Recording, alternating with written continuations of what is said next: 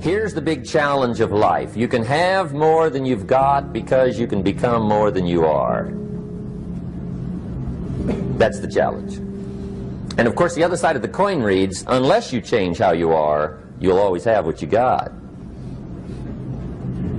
I have found in my experience that income does not far exceed personal development. Now sometimes income takes a lucky jump, but sure enough, unless you grow out where it is, it'll usually come back where you are. Life has strange ways. If somebody hands you $1 million, best you become a millionaire quickly, so you get to keep the money. Otherwise, sure enough, it'll disappear. Somebody once said, if you took all the money in the world, divided it up equally among everybody, it would soon all be back in the same pockets. Incredible. Success is something you attract, not something you pursue. Success is looking for a good place to stay. So instead of going after it, you work on yourself. Personal development. See, the major question to ask on the job is not what are you getting. The major question to ask on the job is what are you becoming? See, the big question is not what am I getting paid here. The big question is what am I becoming here? Because true happiness is not contained in what you get. Happiness is contained in what you become. So that's our major subject for tonight, personal development. Of all the assignments Mr. Schoaf gave me at age 25, this was probably the most difficult. In fact, I'm still working on this one. I think it's an unending challenge to see what you can become. The next subject is called Basic Laws. And it's good to study the basics. And I call these basics primarily because they come from the Bible. Now, I'm not a theologian or a minister, and that'll be apparent. But Mr. Schoaf taught me that the Bible was a good textbook for ideas and stories and success equations, how to live the better life. I found out that was true. He also taught me that the Bible is as practical as it is spiritual, and I found out that's true. If you look at your bank account and your income and you're not happy, there are several places in the Bible to check to see what the heck's wrong so you can make the changes. And we're going to cover some of those tonight, called basics. Okay. The next subject is my favorite, setting goals. Mr. Schoaf taught me how to set goals. What a favor that was. One morning at breakfast, shortly after I met him, he said, Jim, let me see your current list of goals, and let's go over them and talk about them. He said, maybe that's the best way I can help you get a better direction started. And I said, I don't have a list. He said, well, is it out in the car or home somewhere? I said, no, sir. I don't have a list anywhere. He said, well, young man, that's where we got to start. He said, I can tell you right now, if you don't have a list of your goals with you, he said, I can guess your bank balance within a few $100s. Which he did. And that got my attention. I said, you mean my bank balance would change if I had a list of goals? He said, drastically. That day I became a willing student how to set goals. And sure enough, learning how to set goals changed my life. And I often wondered why no one had ever taught me how to set goals up until age 25. I went to high school, but if they offered it, I missed it. I went to college for a year, never heard it. I worked for Sears. Really. And to my knowledge, Sears never taught it. Right? How to set goals. So here I am, age 25, married, my family's starting, I've been to college, I'm working, and I still don't know how to set goals. But fortunately, when I was 25, I met the man who taught me how, and it revolutionized my whole life. Economically, socially, personally, it's incredible. So I want to share with you tonight what Mr. Schoaf shared with me, how to set goals. It can be a life changer. Okay. The next subject is the negative part of the seminar. Life is part negative, so we got to talk about the negative. And this subject is called diseases of attitude. Diseases of attitude. There's a lot of things that can wreck your chances to do well. We live in a rather dangerous world, so you got to be not only wise, you got to be careful. Now, attitude diseases are just as bad as physical diseases, right? High blood pressure, heart trouble. I mean, a lot of things will ace your chances to do well. So you've got to be careful. And attitude diseases are deadly. I mean, they'll destroy all the good things you start. Okay? So we'll go through those attitude diseases, how to spot them, how to look for them, what they are, and the cure. And I'm a pro on these because I've had them all, so I can give you excellent advice on these. Now, the last subject we're going to consider tonight is called the day that turns your life around.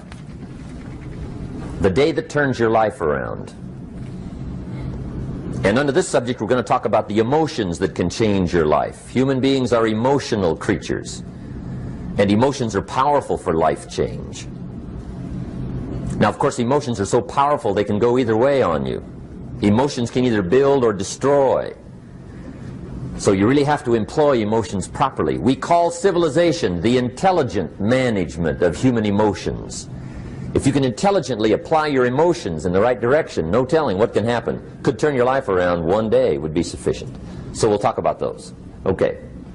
Now that's a lot to cover in one evening, but we'll keep at it here and see if we can't get it all done. I'd like to have you now jot down the theme of the seminar. Every seminar should have a theme, I guess. We've got one. It's on some of our literature if you happen to notice it, but if you didn't, for your notes, here it is. The theme of the seminar goes like this: the major key to your better future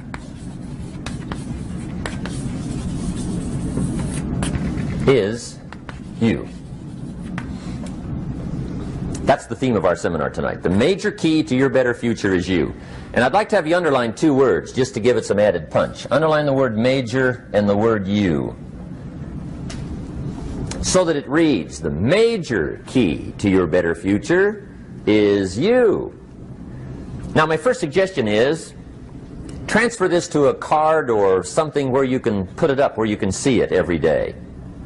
Preferably put it up where you can see it at the beginning of the day, before you go off to put the day together. This is a good phrase just to glance at, to keep in mind as you're putting the day together. It's called the silent seminar. If you'll just let this talk to you during the day, I found it to be tremendously helpful. The major key to your better future is you. For a big share of my life now, I didn't have this one quite figured out. Among a lot of things I didn't have quite figured out. Many things used to puzzle me back in those early days. I used to wonder why two people could work for the same company, one make twice as much money. Now, see, that used to puzzle me. And maybe they were the same age, graduated from the same school, live in the same community, work for the same company, with the same products and the same services. They've got the same traffic, the same problems, and one makes $1,000 a month, the other one makes $2,000 a month. Now that was my puzzling question. Why would this long list be the same and the money twice as much? I asked, what's the difference between $1,000 a month and $2,000 a month? And I don't mean $1,000 a month, right? I could figure that out. But what makes the difference? Why would one person do twice as well, 3 times as well? Speaking economically. Now, I know there's more than one way to do well. I understand that. But in this little narrow area called compensation, what's the difference? Well, back then, with my faulty thinking, I'm trying to reason it out. I thought, well, maybe time makes some of the difference, right? Some people do better because they have more time. I used to say, Harold ought to be able to do well. He's got a lot of time. If I had all of Harold's time, I could do well. Now, that's got to be dumb, right? Number one, you can't get somebody else's time. A guy says to me one time, he says, you know, if I had some extra time, I could make some extra money. I said, then forget it. There isn't any extra time. Hey, when the clock strikes 12 midnight, that about wraps it up, right? I mean, you can look around the gongs there for a little more, but it's over. You say to the guy, what are you doing? He says, I'm looking for extra time. See, they'll come and take you away, right? There isn't any more time. Now, if you can't get more time, which you can't, what could you get more of that would make a difference in economic results? And here's the key word. Make it a part of your notes. We're going to consider it tonight. The word is value. And I have a little phrase for your notes. Value makes the difference in results. Value makes the difference.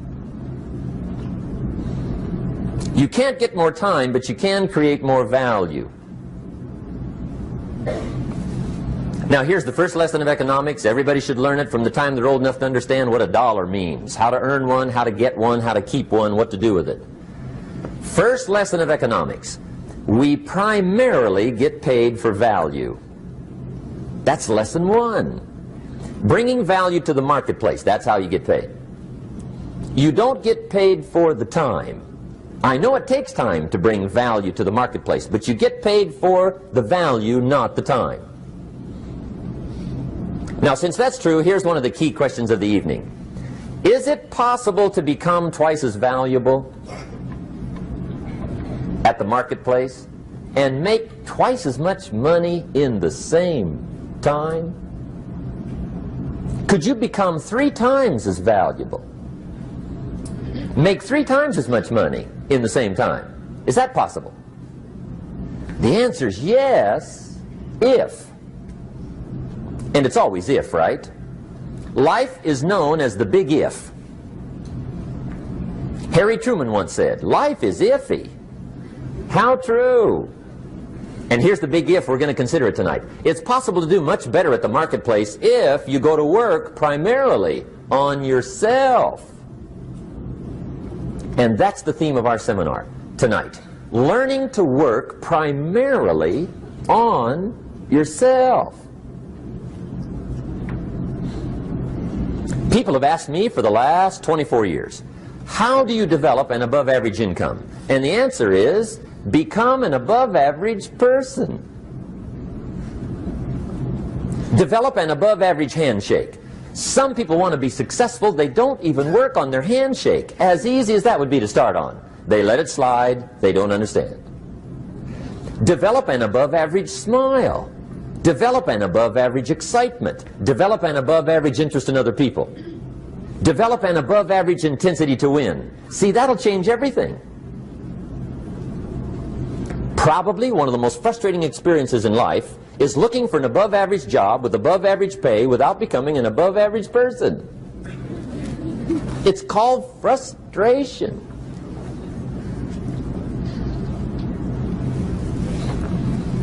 And Mr. Schoaf gave me probably the greatest clue he gave me when I first met him. He said, Jim, if you want to be wealthy and happy the rest of your life, just learn this lesson well. He said, learn to work harder on yourself than you do on your job.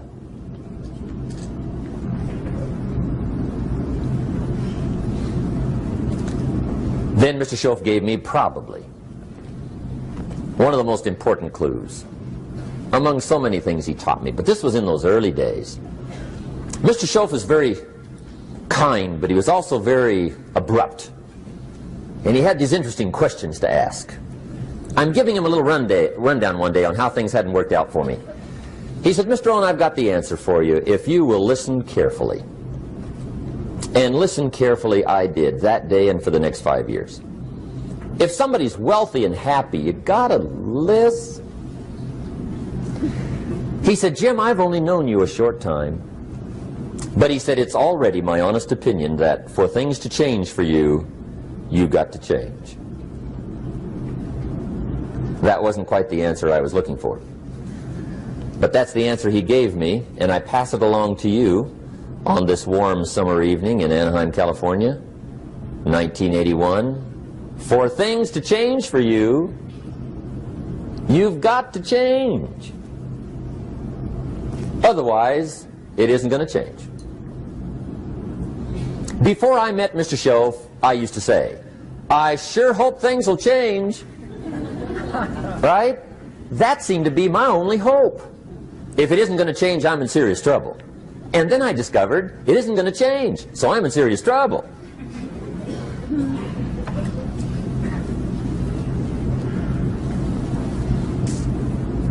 See, I can tell you what the 80s are going to be like. You have dropped into the right place. I did a seminar one time for Standard Oil executives and management in Honolulu. And we're having a conference one day on this big conference table. And one of them said to me, Mr. Rohn, you know some fairly important people halfway around the world. What do you think the 80s are going to be like? I said, gentlemen, I do know the right people. I can tell you. So they all listened very carefully. And I said, gentlemen, based on my wide experience, I can really honestly say to you, in my opinion, in the 80s, it's going to be about like it's always been. Aren't you glad you came? That's inside. I don't pass that around just everywhere. Now, of course, I said that to make a point, but I also said it because it's accurate. It's going to be about like it's always been. It isn't going to change. The tide comes in, and then what? It goes out. For 6,500 years that we know of, recorded history, and probably long before that. So it is not going to change. It gets light, and then what? It turns dark. 6,500 years. See, it's not likely to change. And we're not to be startled by that. If the sun goes down, the guy says, what's happened, what's happened? It means he hasn't been here long, I guess, right? It always goes down about this time. The guy says, well, I don't like that arrangement. Well, you got to talk to somebody besides me, right? It gets light, then it turns dark. In rotation, the next season after fall is what? Winter. Pray tell, how often does winter follow fall? Every year regularly for the last 6,500 that we know of. See, it is not going to change. Now, some winters are long, and some are short, and some are hard, and some are easy, but they always come right after falls. It isn't going to change. Sometimes you can figure it out, sometimes there's no way to figure it out. Sometimes it goes well, sometimes it gets in a knot. Sometimes it sails along, sometimes it gets in reverse. See, that's not going to change. The last 6,000 years reads like this: opportunity mixed with difficulty. That's how it reads. It isn't going to change. The man says, well, if it isn't going to change, how will my life ever change? Answer, when you change. And whether I'm talking to high school kids or business executives, my message is always the same. And it goes like this: the only way it gets better for you is when you get better.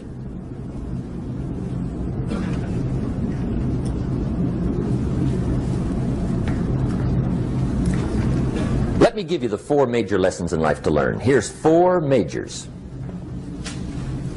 It's good to study the majors. In our weekend seminar we teach, some people don't do well because they major in minor things.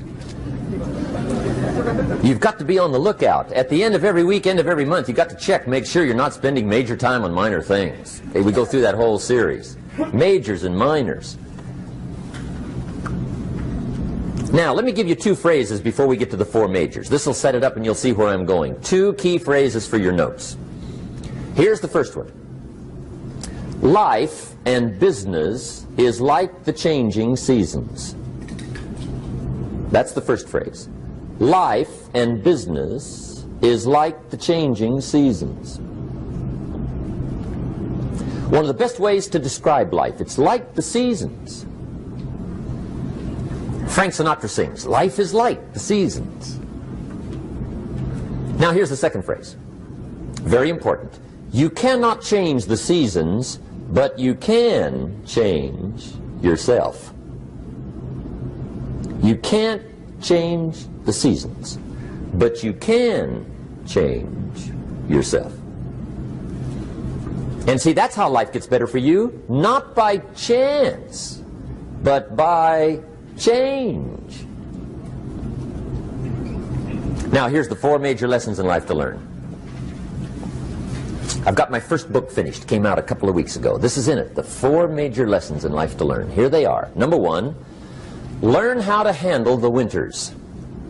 That's lesson 1. They come right after falls, with regularity. Some are long, and some are short, and some are hard, and some are easy, but they keep coming. You must learn to handle the nights. They come right after days. You must learn to handle difficulty. It comes right after opportunity. You must learn to handle recessions. They always follow progressions. For the last 6,000. See, it isn't going to change. The lesson you must learn is how to handle it. And there's all kinds of winters, right? The winter when you can't figure it out. The winter when it all goes smash. The winter when it turns belly up. The winter when it won't work, when you've run out of money and you've got a broken heart. See, those are winter times. There's all kinds. Economic winters, social winters, personal winters. When your heart is smashed in 1,000 pieces and the nights are unusually long, your prayers seem to go no higher than your head. It's wintertime. Barbra Streisand sings, "It used to be so natural to talk about forever, but used to be's don't count anymore. They just lay on the floor till we sweep them away. You don't sing me love songs, and you don't say you need me, and you don't bring me flowers anymore." A song of winter. But see, the disappointments come. Those are normal. That's part of life. But the question is, how do you handle it? How do you handle the coming winters and the disappointments and the downtimes? Well, you can't get rid of January by tearing it off the calendar. But here's what you can do. You can get stronger, you can get wiser, and you can get better. The winters won't change, but you can. And that's how life changes for you. See, before I understood, when it was winter, I used to wish it was summer. I didn't understand. When it was hard, I used to wish it was easy. I didn't know. And then Mr. Schoaf gave me a part of his very unique philosophy when he said, "Don't wish it was easier, wish you were better." See, that triggered my whole life change. Don't wish for less problems, wish for more skills. Don't wish for less challenge, wish for more wisdom. That's the key. So that's lesson one, learn how to handle the winters. Here's lesson two, learn how to take advantage of the spring. That's the second one. Spring is called opportunity. And spring follows winter. What a great place for it. If you were going to put it somewhere, that'd be the place to put it, right after winter. And pray tell, how often does spring follow winter? Every year with regularity, 6,000. You can almost count on it. See, opportunity always comes. Days follow nights. Isn't that terrific? Opportunity follows difficulty. But here's what you must learn to do. Underline these two words in that key phrase. Take advantage. Underline those two. You must learn to take advantage of the spring. See, just because spring rolls around is no sign you're going to look good come fall. You got to do something with it. In fact, you have to get good at one of two things in life. Planting in the spring or begging in the fall. Or get somebody to do it for you. See, those are about the only alternatives. Now here's what else you must do. Take advantage of the springs quickly, because there's only a few. Just a handful of springs have been handed to each of us. They don't come forever. Life is fairly brief. So you got to read every book you can get your hands on what to do with your springs while they're here. And take advantage, they soon run out. The Beatles wrote, "Life is so short." And for John Lennon, it was extra short. But life is brief. Elton John sings, "She lived her life like a candle in the wind." It's brief. So whatever you're going to do with your life, you got to get at it. Don't just let the springs pass. Here's the third major lesson in life to learn. Learn how to protect your crops all summer. You got to take care of what you start. Sure enough, as soon as you've planted your garden in the spring, the busy bugs and the noxious weeds are out to take it. And here's the next bit of truth. They will take it unless you prevent it. And that's the third major skill to learn. You've got to learn to prevent the intruder from taking all the good you start. It's one of the challenges. Here's two key phrases under number 3. First one, all good will be attacked on this planet. Maybe not the next one we get to, but on this one, all good will be attacked. Every garden will be invaded. Not to think so is naive. And here's the second phrase.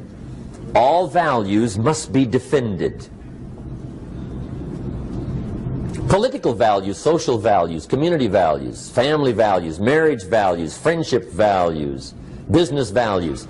Every garden must be tended all summer. Third major lesson. Now here's number 4. Fourth major lesson in life to learn. Learn how to reap in the fall without complaint. Learn to reap come harvest time without complaint. Take full responsibility for what happens to you.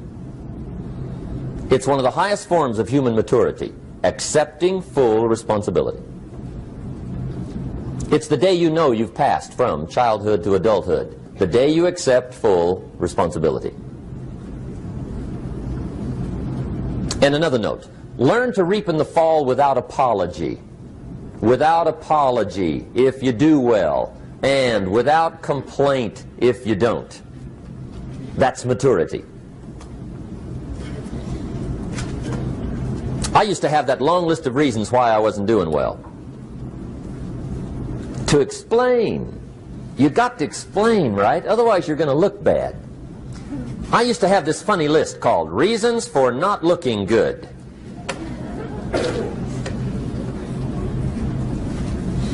I used to blame the government. I mean, you can believe that or not. It was at the top of my list. I had a lecture second to none. The government. That was on my list. I used to blame taxes. Look what you got left after they take everything. And they expect you to do well. That was on my list there. Prices, that one's easy, right? You walk into the supermarket with $20, come out with a little half bag.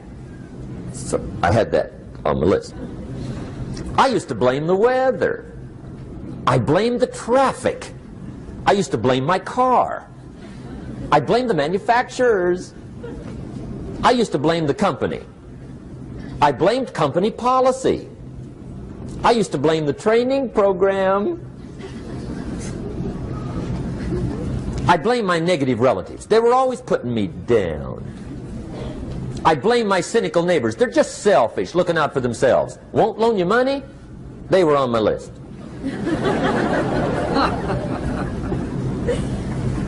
I used to blame the economy. I blamed the community. That's a pretty good list for not doing well, isn't it? I thought it was good. I'll never forget one day, Mr. Schoaf was very kind, but he was also very blunt, and this was no exception. And I'm glad he was blunt. There's a lot of things I'd have missed if he hadn't have been blunt. One day, with sort of a curious look on his face, he said, "Jim, just out of curiosity, tell me, how come you haven't done well up until now?" Excellent question. I thought, well, so I won't look too bad, I'll go through my list. And this list I just gave you, I put that on him. And he was very patient. He let me go through the whole thing, the government, the weather. I went through this whole thing. When I finished, he looked my list over very carefully. He said, "Mr. Rohn, big problem with your list. You ain't on it." How brilliant.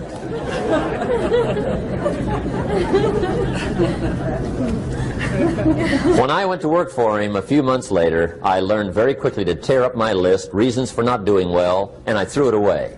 And I got me a fresh piece of paper. And I put one word on it. Me. There's a Black Heritage spiritual that says, "It's not my mother nor my father, nor my brother nor my sister, but it's me, oh Lord, standing in the need of prayer." See, I used to blame everything outside.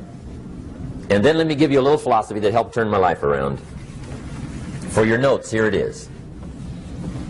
It's not what happens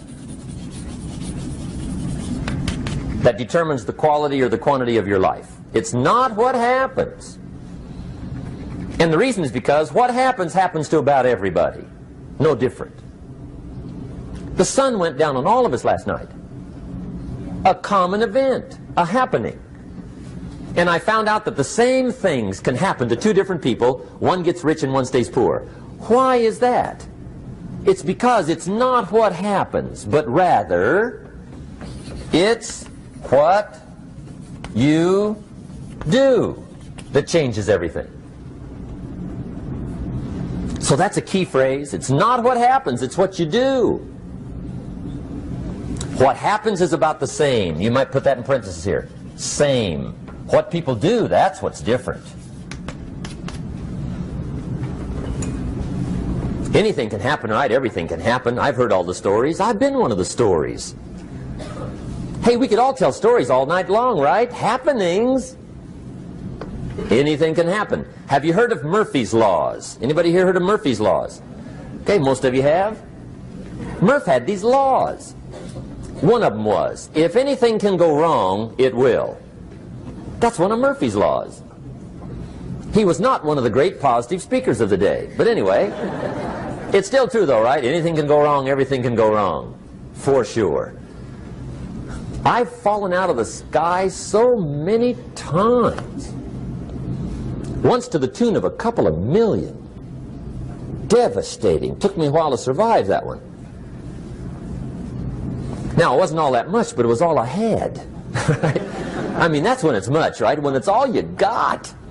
If you got 3, 2 go, you got 1 left, you ain't looking that bad. But when it all goes, has anybody been there when it all went? Anybody? Come on, the rest of you liars. Go ahead. Hey, we've all been there, right? When it all went. Of course, it used to be a long time ago, right? When you ran out of money, got to 0, you were all through. Heck, now you can whistle right on by 0, right? I mean, they will bury you. That's what they will do.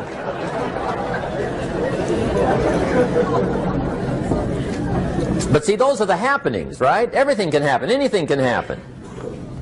But it's not the happenings. It's what you do about it. Somebody says, yeah, but you don't understand the disappointments I've had. Come on. Everybody's had their share. Disappointments are not special gifts reserved for the poor. Everybody has them. The difference is what you do about them. It's not the weather. I used to blame the weather, and I discovered it rains on the rich. So see, that won't help. 2 men wake up one morning, there's a rainstorm on. One of them looks out his window, sees the rainstorm, and he says, wow, what a storm. With weather like this, they can't expect you to go out and make sales. He stays home. Same morning, the other guy looks out his window, sees the same storm, says, wow, what a storm. But he says, you know what, with weather like this, what a great day to go out and make sales. Most everybody will probably be home, especially the salesman.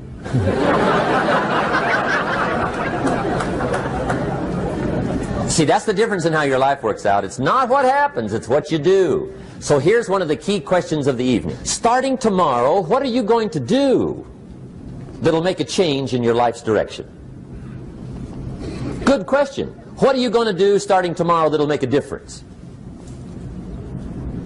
Now see, if you don't do something starting tomorrow that'll make a difference, guess what? It's gonna be the same. And see, that way you can guess what the next 5 years are going to be like. Look at the last 5. Because the next 5 are going to be like the last 5 unless you, major key, tomorrow, change it all. Or change a little, or change something, or don't change. It's choice time. You can do whatever you want. But it's nice to know any day you wish you can change your whole life.